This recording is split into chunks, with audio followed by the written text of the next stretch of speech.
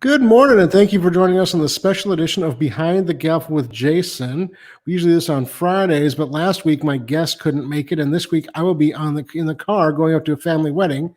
So I'm really pleased and excited to bring on Ariene Bethea of Dressing Rooms Interior Studios. Hi, Ariene. How are you this morning? I'm good, Jason. How are you? I'm doing really, really well. Thanks for joining us. For those of you who don't know, this is Ariane's second time on the show. Like I said, she's founder, retail, and huntress for Dressing Rooms Interior Studios in Charlotte, North Carolina. We talked last year about the challenges of owning a brick and mortar store during COVID. We want to talk about High Point Market and One Room Challenge in a little bit, but real quick, Ariene has done amazing things with her businesses. She received amazing recognition for her work from sources such as Essence, Architectural Digest, New York Magazine, Domino, HDTV, The Design Network, House Beautiful, Dwell, Country Living, Veranda. The list goes on and on and on and on. And her and I kind of hit it off really well. She has some really cool pieces in her shop. You can find her online at, let me find the right button to push here, at dressingroomsinteriorstudios.com. And she's also on Instagram, Facebook, and Pinterest. But Ariene, tell us a little bit about yourself and how you got into this business, and then we'll go right into the High Point. Oh, well, thank you, Jason, for that introduction. Well, I've been selling vintage furniture, lighting, art, and decor in the Charlotte area for 10 years this year. And so Congratulations. Thanks. I started originally online. I started on Etsy. Just selling home accessories, and then moved to One Kings Lane, selling my furniture and lighting, and then Cherish. I've sold. I've done local pop-up shops here in Charlotte, and moved into a multi-merchant space for about three to 4 years before I opened my shop in 2011. Yeah. So, and then since then I've moved into this new shop that I am now, and I've been here, it'll be 2 years in July. Yeah, her new shop is great. If you like seeing pictures of beautiful stores, I highly recommend following Ariene in Dressing Rooms on Instagram. She posts lots of great pictures in her stories almost every day. And that's one of the reasons why she's on today, is because she posted a lot of pictures. And if you're watching, thank you so much for doing so, Sue and others. Please post comments below, questions. Ariene, I'd love to talk to you, the viewers, about whatever you have questions about. But Ariene was posting pictures of her visit to High Point Market. Now, High Point Market, I always thought of as being all new furniture and design and things along those lines, but it's also, there's an antique and design center as well. Ariene, why don't you tell us about that? You were telling me that that's the first place you go because vintage is your first love. So tell us a little bit about the Antique and Design Center there at High Point. Well, I've been going to High Point for probably 12 years now. And I discovered the Antique and Design Center way back then. And it was actually, I think I just happened upon it. And so it's in the same place every year, so you don't have to get confused about it. It's in the Market Square building in the back, and it has its own entrance, and you know when you're walking into the Antique and Design Center, they welcome you. And the pieces there are cash and carry. They have a shipper set up if you're doing UPS, or if you're having your own receiver come and pick up the item. So they're already set and ready to go for you if you're picking up, buying larger pieces. So it is a multi-vendor space. So there's vendors from all over the country there. Typically the same vendors in the same spot. So you get familiar with a particular vendor, and you can visit them in the fall and in the spring. It's usually people don't. I don't know if people don't know where it is. That's usually the question I get from designers that aren't familiar with vintage or don't really shop vintage. When they see my posts, because that's usually where I start, because that's where all my inspiration comes from, is vintage pieces. And so they go, "Where are you? Where is this place?" And it's in the Antique and Design Center. So yeah. And there's amazing things there. Don Field's local Morning Glory Antiques sets up there, and he deals in mainly French and European antiques and decorative Yes. arts. But everything from that to super, super streamlined 70s, 80s, super Yes. stylish decor. It's one of the places I really want to get to, just because I'm really curious to see it in person. I mean, I used to go to a lot of antique shows, but it just feels and looks so different. Is that? That's true. Yeah, Sue. Yeah, So Sue. Please don't check your post. Go ahead. Go ahead. it's everything from what you just said to fabrics. There's a vintage fabric dealer. They have there's clothing and handbags and fabrics and draperies and estate jewelry. I mean, there's really the gamut. Anything you can think you wanted or didn't know you want, you can find there. So between them, and then there's also another place I go to, 214 Modern, and they have Okay. about maybe 10 or 12 different vendors, and they primarily specialize in modern, more streamlined mid-century vintage art, decor, accessories, lighting, everything. And they're right outside of the Antique and Design Center. Is that part of the High Point market in total, or is that something that's grown up in conjunction or simultaneously with? Well, it was a vendor that was a merchant inside the Antique and Design Center who purchased a building and then took some more designers with her to have this space. And so they're open outside of market. So they're open. They participate in the High Point. I can't remember what it's called, but they're open every month now, like the first 5 days of the month. Okay. I think it's called Discover High Point. They've changed the names a couple of different times, and so they participate in that. And I don't know how many of the antique dealers inside the Market Square participate in it, but they definitely participate in that as well. Very cool. And I want to thank Andrea and Sue and others for watching. If you have questions, post them below, or comments, post them below as well. We'll be happy to answer them. So that's interesting. But what really struck me this year, looking at your pictures, is you post a lot of pictures in what people would consider the regular or the original High Point, which is new furniture, new accessories, new go-alongs. And there's just some amazingly beautiful pieces available this year. Tell us a little bit about, I know you're an interior studio, but I always think of you as a vintage dealer. What prompted you to start going there? And what kinds of things are you looking for yourself or your clients or your shop when you're visiting?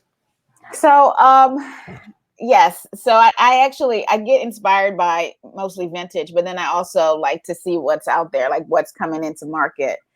And what manufacturers and customers will be expecting in the fall, or because we'll be in the fall. So in the fall, I visit the different showrooms to see kind of how things are made, what colorways are coming, so I can kind of help my clients expect what they can expect in the stores, or what I can see that's new in design or in manufacturing, as far as finishes and how colorways and different fabrics that I can recommend to them that they might not see in stores just yet. So it gives me a leg up to kind of look and see. Sometimes I'm looking for accessories, and I'm always looking for lighting for clients and seating. So just paying attention to those details, what's new and interesting. That's you're not seeing at your Crate and Barrels and your CB2s yet. Right. When you were talking about that, I was curious. Just kind of question. I wrote it down. Do you see? Obviously, there's influences both directions, but you're right there at High Point. And you go. I believe every 6 months or so, right? You go to both the spring and the fall. Do you notice that vintage influences new, or new influences vintage, or is it a combination of both? Oh, absolutely. Vintage influence is new. I see it all the time. The earliest I remember seeing it, one store that's really affected by it is CB2. You can see it in their magazines. You can see the vintage influence. I can say, oh, this chair is from, this is a Milo Boffman chair. Like, and they just kind of, took some leeway and made it a little more modern. They changed the metal on it, or they made it they sloped it a little bit more, or, they showed it in a different, pattern or some way. But you can definitely tell, like, oh, the vintage. And sometimes the vintage is way better. I mean, I'm like, this is manufacturing can't really compare to the actual vintage version of this chair. So yeah, and I think people don't realize that hey, the quality is, well, it's not always better or worse. It's just it's different. it's different. Exactly, it's different. It's not that it's less. It's just different. Especially when you've seen the original in person, and you're like, this is good. It's not. If you're like, oh, it's good. It's not great, but it's good. It'll do, because you can't always find vintage. So especially if it was like a pair of chairs, and you're like, oh well, this is a great substitute for the chairs that I couldn't find a pair of. Yeah, if you know, you know. Yes. But I think it's so important to keep that in mind. Like my wife is really allergic to different things. So there's upholstered furniture. There's a lot of it we just don't even consider buying used because you don't know the history of it. Right. And so sometimes the new is the best way to go and the only way to go. So that's really cool. And I think that it's fun to see, like you said, there's always the influence of the antique versus new. But do you see when companies come out, like Martha Stewart used to influence the antique market to a degree that it will never be seen again as a single person. But do you see when, any of the furniture companies come out with a line, do you see the correlation with antique pieces like that becoming more popular, or do you not notice much correlation there? I do see it with the new pieces making the vintage pieces more popular, especially on the retail side. Like some of the pieces at market you can't purchase directly. Some of the pieces at market you need to work with interior designer to purchase, but some of the pieces that go straight to the go to another company and they sell them on their floor, you can see the direct, like, this is the same thing. They even use the same fabric, just a modern take on the older fabric. So you can see the direct correlation. And as I'm flipping through catalogs, I see it more when I'm flipping through catalogs of magazines than I do directly at High Point. There's certain things like sofas and things, like definitely the curved sofa. I saw a lot of that at High Point, and that's definitely a nod to like the 70s and 80s of the day. Yeah. So you can see that throughout High Point. So I always like to say, I feel like vintage dealers set the trends of what's going to be in furniture. I remember when, specifically when Anthropologie started their line of campaign furniture. So there was a period where campaign was like really popular, and not that it's not still, but there was a period where it was like really popular, the vintage campaign pieces. And then Anthropologie picked it up and started doing a line in all these different candy colors. And while it was beautiful and it looked well made, it just didn't look the same. Like the brass and the finishings and the fittings weren't the same as the original, but it was, still beautiful. So if you're not, wanting to hunt for, a campaign desk, and you can just purchase one online, I get the pull to do that. But it was a direct response to what they were seeing in the market. Yeah, Anthropologie's actually gotten a lot of trouble over the last couple of years about directly copying things from other people, but we won't go into that today. Yeah, we won't. That's a whole conversation to be had. There's no original ideas. We're all influenced. Absolutely. So one of the reasons you went to High Point this year, not one of the reasons, but one of the things that you were able to accomplish, and as part of our conversation, is the one room challenge. Why don't you first tell us a little bit about the one room challenge, and then we'll talk about how that correlated with you at High Point. Okay. So the one room challenge is a design challenge, and we say loosely challenge because there's no losers. But it's a 8-week challenge. This year's 8 weeks because of COVID, but it's normally a 6-week challenge, and it comes in the spring and in the fall, and it's 20 designers are selected via the one room challenge across the country to redo a room in their home, whichever room they want, in 6 weeks. And so the one room challenge has a number of sponsors, everything from furniture to flooring to tile to lighting, that the 20 selected designers can select from. And after the 8 weeks, we blog about it. We post little sneak peeks throughout the 8 weeks on social media and on our blogs. And then after the 6 weeks, there's a big reveal day. And all of Instagram is flooded with pictures from everyone participating in the one room challenge. Because in addition to the 20 designers, there's also, you can participate as a guest participant. So last year I followed along as a guest participant, and there could be like hundreds of guest participants. So it doesn't matter if you have a room and you want to get it done and you want some encouragement to get that room done. Everybody kind of follows along together for 6 weeks, and we encourage each other to keep going. And so all of the rooms get shared on next week. Oh, no, this week. They get shared this week. And so timelines are usually flooded twice a year with all of the reveals of the rooms. That makes sense. It's a great, honestly, it's a great marketing ploy by One Room Challenge to get people invested. Because I found out about it last year during COVID when somebody was doing it. I was like, well, I can do that for my office, and I did that in my office, right? Oh, awesome. Now that building is not for sale, and not because I did that office by any stretch of the imagination, but it's a neat thing to watch. For those of you who don't know, and Ariene's given a really great rundown of it, but most people post before and afters and during progress pictures, especially in Instagram stories. That's where I see it most. Mm-hmm. And it's really fun to see what people do.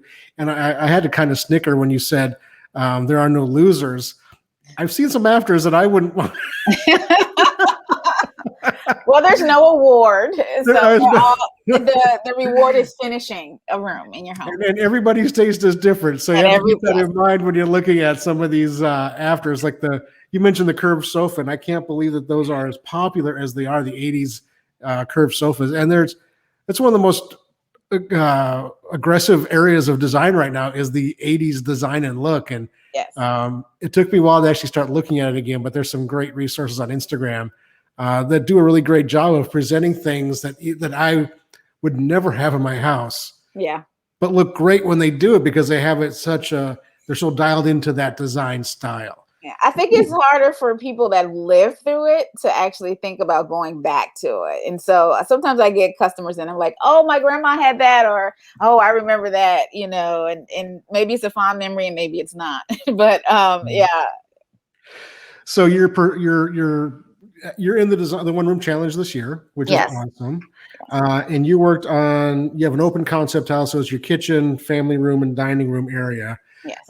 And the reason you couldn't be on my show last week on Friday is because you had a photo shoot because tell everybody how many products and sponsors you worked with for that design shoot and in your one room challenge.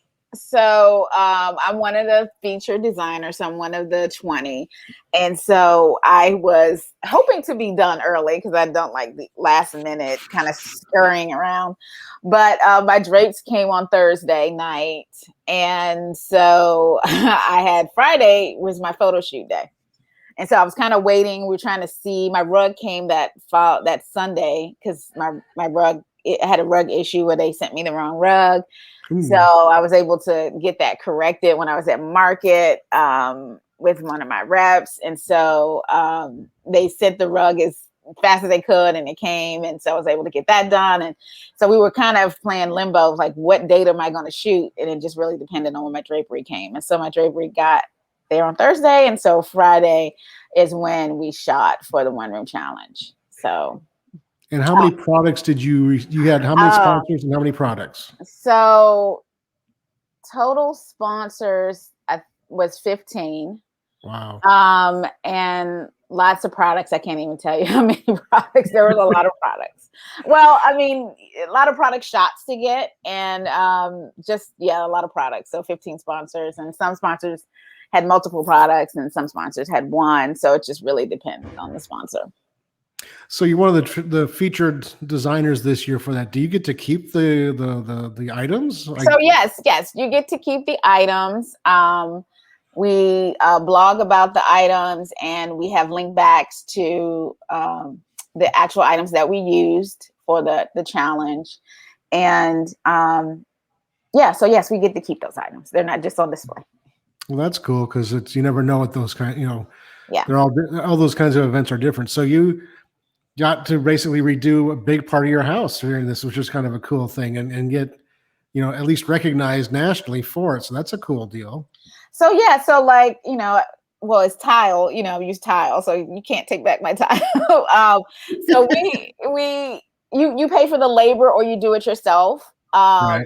And I'm not a DIYer by any means. And so I had labor. I had trades helping, to hang lights and fixtures and countertops and that sort of thing. So, but kudos to those that can do it themselves, because a lot of the 20 designers kind of did this stuff themselves. They installed their own, tile and flooring and, the whole shebang. So a lot of people have done a lot more work than I say I have.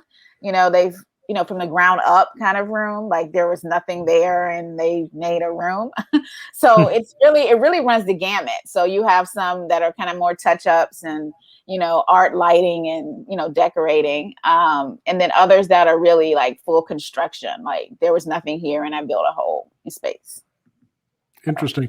Is it U.S. North America exclusive? Is it international? Yes. No, it's not international, just in the U.S.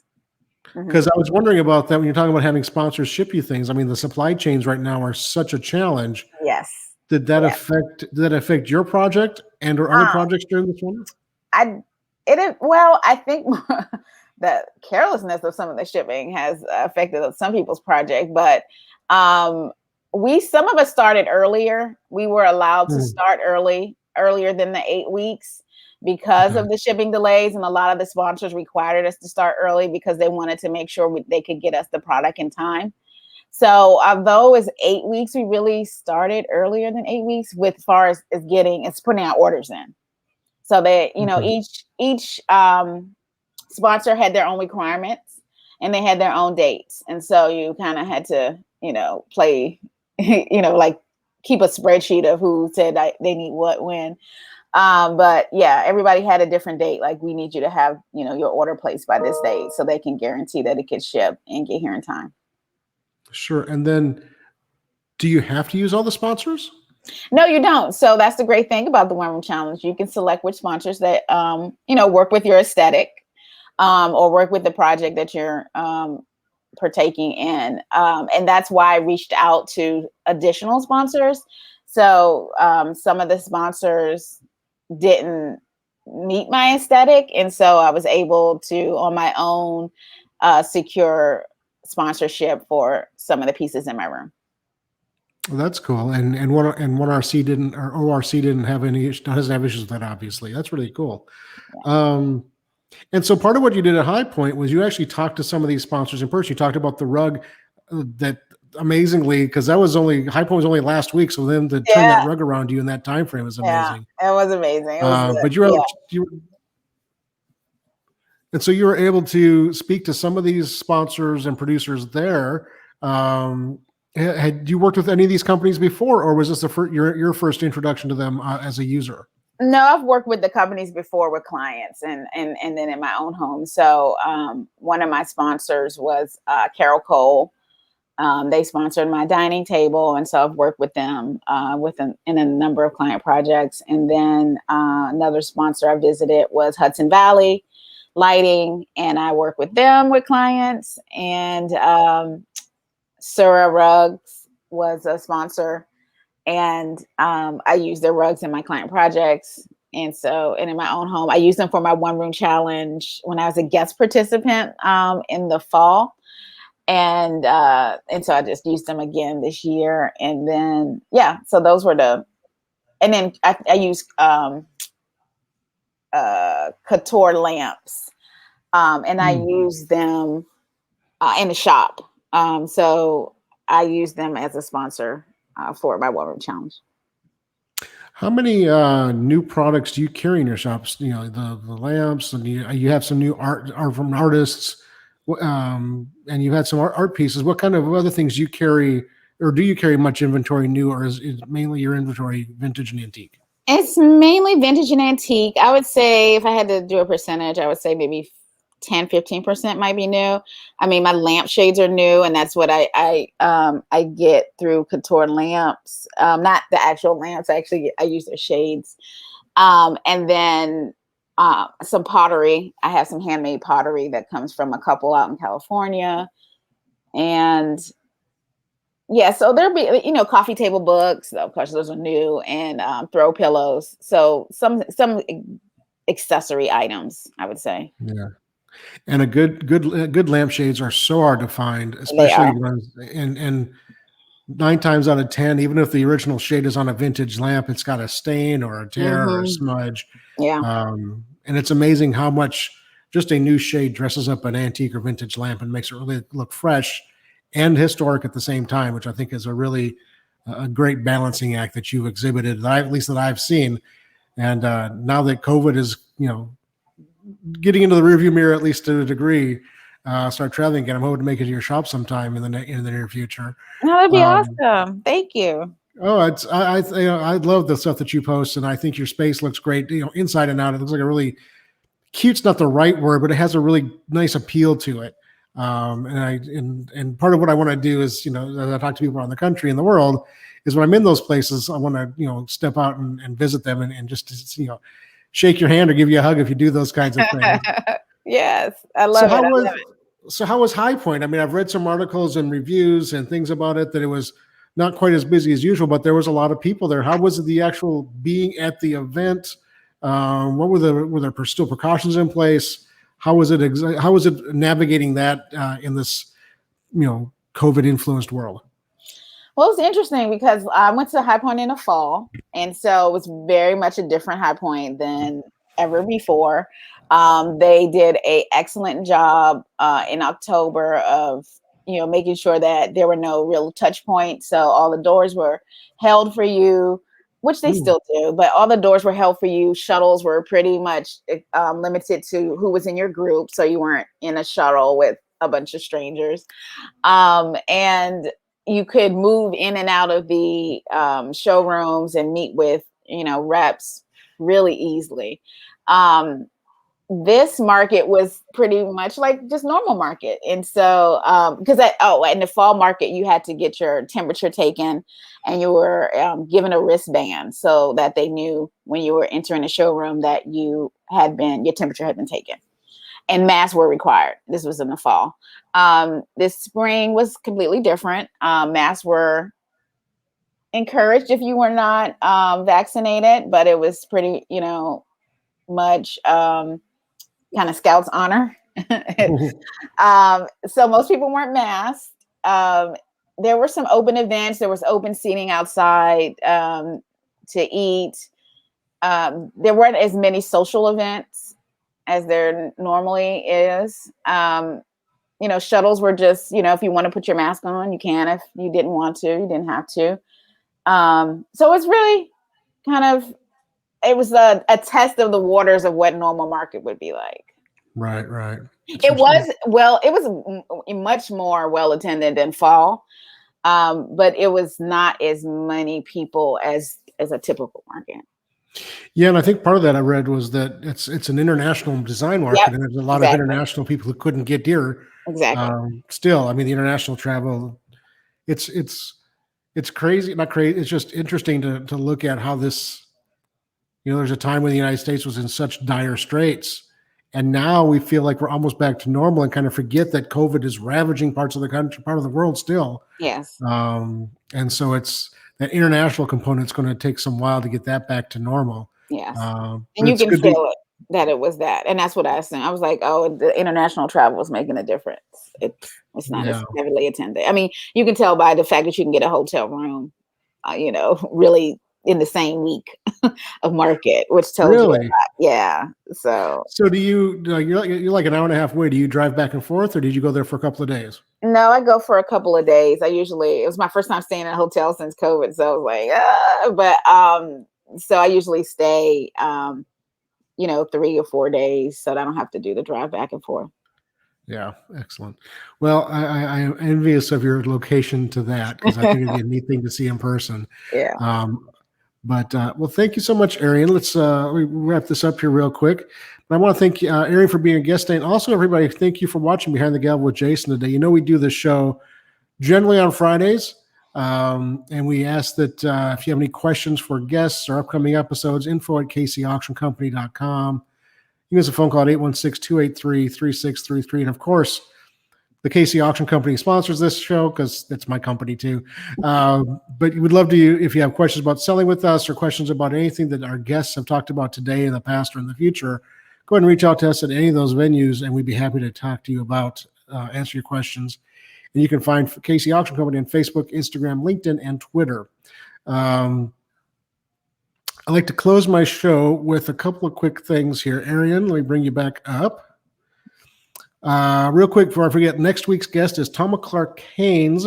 She's the antiques diva from Italy, and they are starting. They're back to much more normal. They are hosting international antique buying tours again.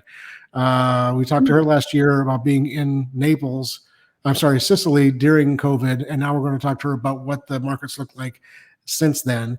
So you have questions about her. She's always a fun guest. That's on.